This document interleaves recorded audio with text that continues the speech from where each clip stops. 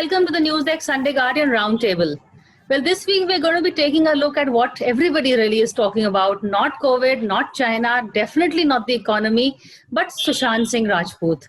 What is happening in the case? And of course, they'll also look at all the various narratives that have come around. This began as an insider versus outsider, with Kangana Ranaut alleging that, his death was actually, it was abetment to suicide. He was distinguished against, he was sidelined by this lobby led by Karan Johar, etc.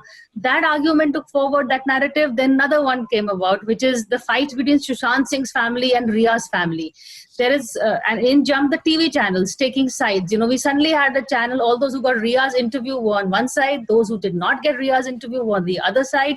There was a confusion. Is it murder? Is it suicide? Is it abetment to suicide?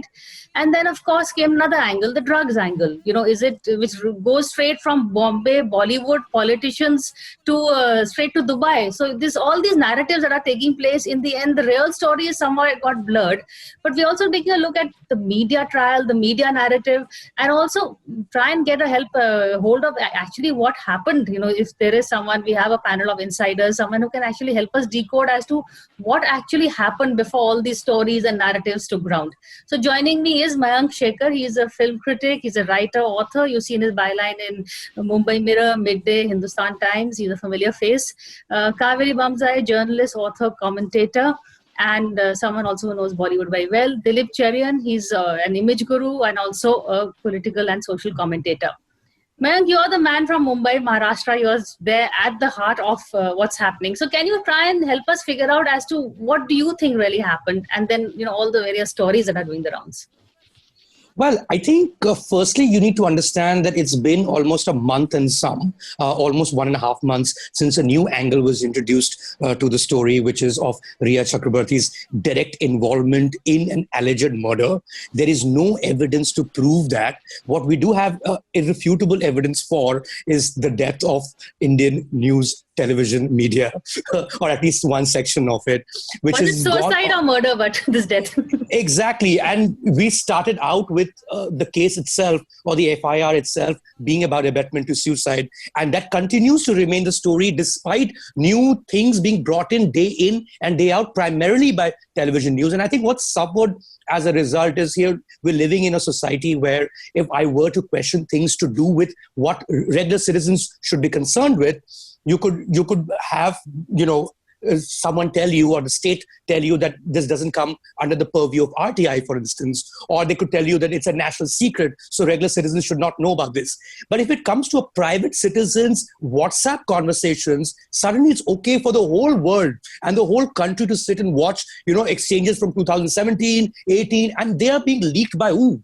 I'm presuming by investigating agencies. Who are these investigating agencies? The state.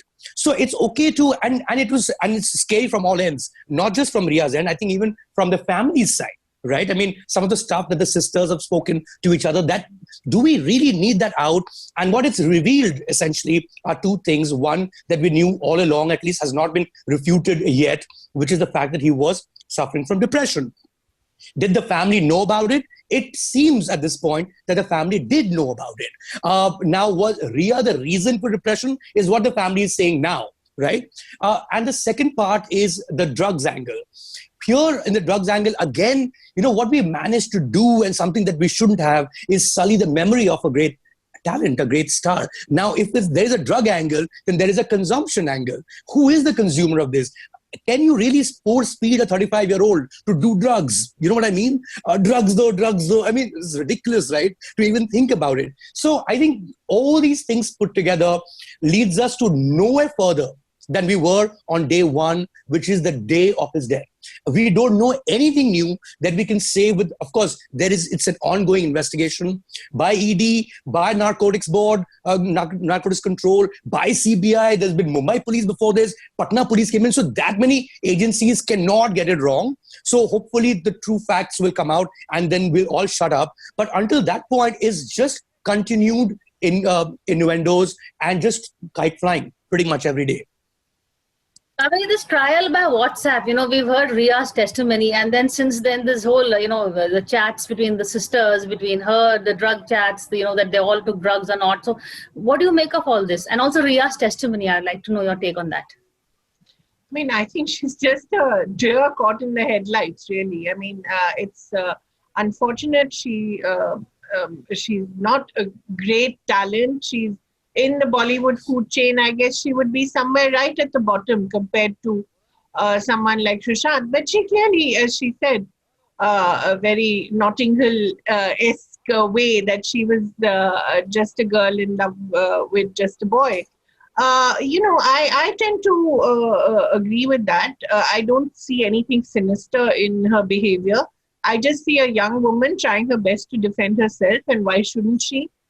In a situation where every agency of the law and order of this nation has let her down by leaking her private chats, by leaking everything about her. I don't see why she should not find any way possible to defend herself. It's her a complete fundamental right. But I think the point here is the cynical brand building that is going on by various individuals at the expense of Sushant Singh Rajput. Whether we have a Kangana Ranaut or we have let's not be like Voldemort and not name him Arnab Goswami, but you have a cynical brand building exercise by these people. And I think that is what is the most disgusting thing. That here, in a situation where instead of showing empathy for someone who was clearly troubled, and as Mayank said, clearly suffering from depression, no matter what people are saying, you have these two individuals, or rather three or four, who represent various brands, who are really trying to, force feed their narrative to the country. And I think the institutions of this country are so weak currently, whether it's the courts or whether it's the investigating agencies, that people are in a mood for vigilantism. They want justice at any cost. So if they feel that the CBIs and the EDs and the NCBs are not doing their work, this kind of bloodlust that there is, they feel, okay, let the media be judge, jury, executioner. And they're just watching it, just like any other soap. And it will go on. Whether it will go on till after the Bihar elections, I'm not sure. But it will certainly go on till then. And if the economy continues to plummet, perhaps we'll see it going on after the Bihar elections as well. But I think that is the biggest thing. And I think the last point I want to make is this drugs narrative. When all else failed, clearly you had the insider-outsider narrative. You had the murder versus suicide narrative. This was clearly all kinds of mud was being flung upon Bollywood, so to speak, and nothing was sticking. Finally, you have something that sticks. And tell me which industry does not have drug consumption?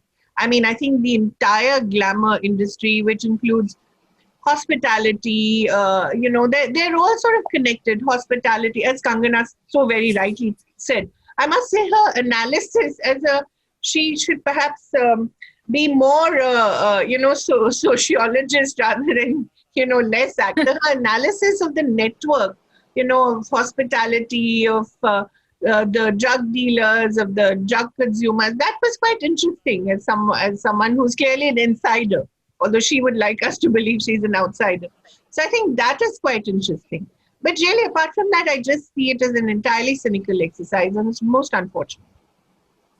Brand building is something that's your forte, really. So how did you see Ria's, the various brands that have come up feeding off the story, really? The brand building exercise actually revolves around, strangely, two women when one man has died. So there you have on one side she who launched 1,000 theories, which is that hapless Ria, who is clearly, as Mayank said, someone who is the object of vilification right through all the theories. But the second brand is somebody who is now inexorably branded as half educated, trying to make whatever she can out of it by also swiftly segueing from the insider-outsider argument to the there is whistleblowing about drugs out here. Okay, so unfortunately, none of this is new. And Kaveri said that every creative industry, whether analyzed by a brilliant sociologist who did it on television or otherwise, has knowledge of this, and the cops know much more about this than any of us do. So the political angle, whether it will last till the Bihar elections or till the Maharashtra government is disposed of, is yet another thing. But certainly, as long as the economy continues to plummet, as long as the Chinese continue to saber rattle in Ladakh, and as long as we are in a situation where we have a media which is held hostage by the dog whistles given to them to follow the story, which is not by the agencies. Please understand that the agencies are only like peddlers, just peddling what they've been told to peddle. So it's not as if everybody has access to this. There is only, as Mayank said, there's only one lot who have access to it, which is the agencies who have got the telephones, who have downloaded the stuff, and they are instructed what to release, when to release, and who to release. The cadavers of the media, which you will discover after this is over, are people who are riding on the TRP effect of doing whatever they have to do at this point of time on either side. But I think that as a result, we will probably have the CBI, which unfortunately does not, has never heaped itself in glory in terms of being able to conclude cases. It's a bit like Ram Jethmalani's track record of defending, criminals. So they have huge brand, but at the end of the day, the number of cases which they bring to trial and win are few and far between. So what can we expect except a lot more of thunder? Who done it? I mean, Mayank, do you see this coming up, a movie being made on this someday, the way it's going? But what do these chats tell you about, are you surprised by some of the chats about what's going on in Bollywood, or this is something that happens, anyway? It's just that it's coming to light and we people in Delhi are getting shocked. Firstly, about your movie question, I think the lawyers, Sushant's lawyers, have made it very clear that there is a film being made or a book being written or a script being written, that it needs to have the go-ahead from the family, which, I mean, it's something that can always be debated in court, but that's another matter. No, I don't think there should be a movie on this, purely because you can't make a parody of a parody. It's already reached parodic levels, and who's going to watch this? It's already a movie like, in a very Bollywood movie, like it's 80s Bollywood movie, Ayashi Ka Den, and this is where these people hang out and they do drugs. You know what I mean? And that is the perception that general public at large has had about creative industries, rock stars, movie stars, etc., and their lives, and the fact that there's a lot of, sex, drugs, and rock and roll. My point is, and this is a limited point to do with cocaine because that's come up in the conversations in the past few days. I wrote a piece on cocaine being the new beer, okay, in 2017, January. So it's been 3 years since then. And the point I was trying to argue was that while we've always known this thing to be of belonging to circles of the rich and famous, actually it's come down to regular living rooms. Right, and I gave a few examples, which was the Bollywood element to it, which is essentially films, to link it to mass culture. But the reason I wrote that piece was having spent a weekend in Delhi. And that's when I realized that it's actually everywhere. Not so much, and while it may well be true in the drawing rooms of Bombay, but the point I was trying to make was that, you always thought of it, at least we did back in the day, about how, Fardeen Khan got caught with cocaine outside this particular thing, blah, blah, blah, blah, and we saw it as something that somebody else does. Actually, it's reached, maybe because it's become really cheap, maybe the supply is in abundance, but it's become something that it's become common in middle class homes. So it's rich that we're still associating it with these rich parties and a particular circle of superstars. That's not the case anymore. So and you know what? If they really went after peddlers of Bombay, it will be so easy for them to find. right? But clearly, even that has a nexus with the system per se. Nobody can operate without a particular nexus in something like this. So, I mean, I wasn't surprised at all by the drugs angle, purely because one, we associated with show business, but actually, it's there far more in regular people's lives than it's ever been.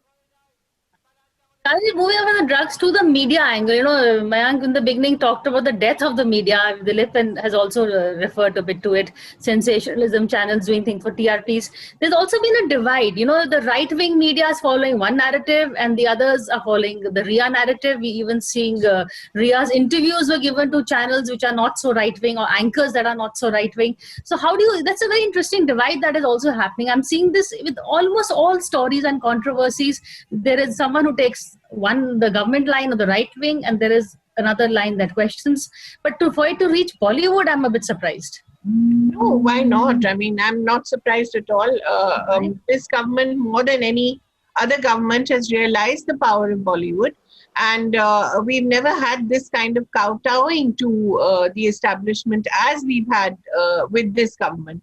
Even noted members of the insider gang, as Kangana would like to call them, the head priest of the Nepo kids, as she likes to call them, all of them have been kowtowing to this government. So even the kind of stories that are being written, the kind of stories that are sold, from biopics to sort of war movies, xenophobic war movies, I think there's clearly been not just a creeping encroachment, but a sweeping encroachment of Bollywood by the right wing. So I'm not surprised by this at all. Every time, there is the intolerance debate, you have a very powerful and a very vocal set of people who speak up for the government. And you see the kind of silencing that's going on of people who are speaking in support of RIA, whether it's people like Vidya Balan or whether it's people like Shibani Dandekar lower down in the hierarchy, so to speak. But there's this kind of vilification that happens even for people who want to speak up for, such people. So for people like RIA. So there's clearly trolls that are activated, signals that are sent out to them that this is the line that we're following. But that's across the board in Bollywood now for everything. Look at the kind of trolling that happened to Amir Khan when he went to Turkey for a recce, which was apparently authorized by the Indian government and which was actually supported by the ambassador there as well. So once they found that out, suddenly the trolling stopped, So it's very clear that things are done at the behest of the establishment. And it's not that, it would come directly from the PMO or come directly from the Home Minister. There are a whole lot of other layers in this right wing. Malviya is enough, I think, to send the signals. Not just that, if you notice a lot of the tweets that Kangana now tweets are retweeted by people like Muralidhar Rao, for instance. So there are various members of this establishment who, for whom it's convenient to have such people espouse this line, that this is, and because why? Because they know its power, and they, the thing that Kangana always says, it's anti-national, anti-Hindu, they genuinely believe in that and they want to control it precisely because of that. And the Khan supremacy has been irking them for many, many decades now. It's time that they want to see it done.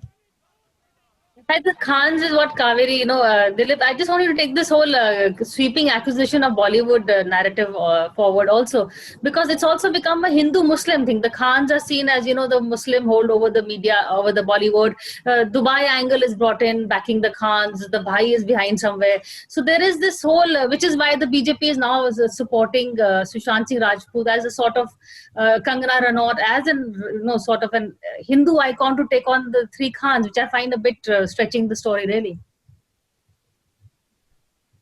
The brand of the three Khans was bound to get diluted by sheer age. So if they had exercised a little bit of patience and found some suitable people to replace them, that would have been good. Sushant Singh, great actor as he was, wasn't headed to top the pile in any case. Okay. Secondly, I think that what has happened is that this ephemeral structure of trying to brand Bollywood as run by some nefarious bhai has fallen on its face multiple times in the last 5 years because Bollywood has turned corporate. So now everybody knows, and Mayank will, I'm sure, endorse this, that power has gone out of the so-called families and the people who control it, because between the OTT platforms and the large corporate producers of the new global producers who have control over Bollywood, the narrative has changed. It may be convenient to try and harangue and harass one brotherhood as one thing, but the fact is that the nature of Bollywood has gone through a tectonic shift, which somehow both the right wing and those not on the right wing have missed. They're still playing with, as I would call, dummies of the past. And they're tilting at those dummies for reasons because that is the extent of their understanding. So if you look at brand Bollywood, there has been a big shift. But all the narratives that you're hearing the media espousing are all about 10 years old. So I think that the average consumer may be willing to buy that because she may not be aware of all these tectonic shifts which are happening, but reality has moved far away from them. The only reality, which is the commonality, may be the line of coke which links all of it together. But as you know now, and Mayank has explained that it penetrates far below the layer that we're talking about. So I would say that the biggest victim of this has been the media's incapacity to get any story other than that is what is fed to them, or if they go up strange staircases and knock on doors to try and get a breakthrough, as it were, and get broken in themselves. So I don't think that there is very much to say for media, and that is, Bollywood versus media. If you try to weigh the thing, media has not yet recognized that there's going to be a shift in the way media is also being consumed. So we may be consuming memes and fake news, but there is going to be a time when that filter will get put on and people will start recognizing things for what they are. And any, last word on this whole case, do you see it finishing anytime soon, or do you see this trial to go on? Is it linked to elections, as Kaveri says? Is it become more political than investigative, really, the narrative that is taking forth? Are you seeing, where do you see the story going also, the investigation? I see the story going all the way to the finishing line where news media itself is finished. You know what I mean? To a point where people will completely stop bothering with news if that is what you're going to provide them. Sure enough, there's going to be short-term gains, and we've seen that in terms of ratings. But in the long run, am I going to get anything serious or anything that I want to know from my regular life from people who fed me this rubbish for over 2 months now, and they're asking people to arrest people? So I can understand a hashtag like CBI for Sushant. It is a positive hashtag. You sort of put pressure on the government, which is really what media is capable of, is, put pressures on bureaucracy, red tapeism to sort of get your work done, right? But a hashtag like arrest Ria means what? Are you telling the public to go and arrest Ria? Or are you asking CBI, which is already investing this, to go arrest Ria without having come to the bottom of the case? So I think eventually most people right now are having all the fun because it's really become reality television. And it's really about the adjective you give it, right? I mean, the moment we realize that it's not news anymore, I think will lead to the rise of something that will have to be news, because I can't keep getting this for my feed or for information, right? So it's really like whether you call it veg biryani or you call it pulao, right? You just have to call it something else, because and then what they're digging essentially in the long run, what they've dug essentially is a grave for themselves.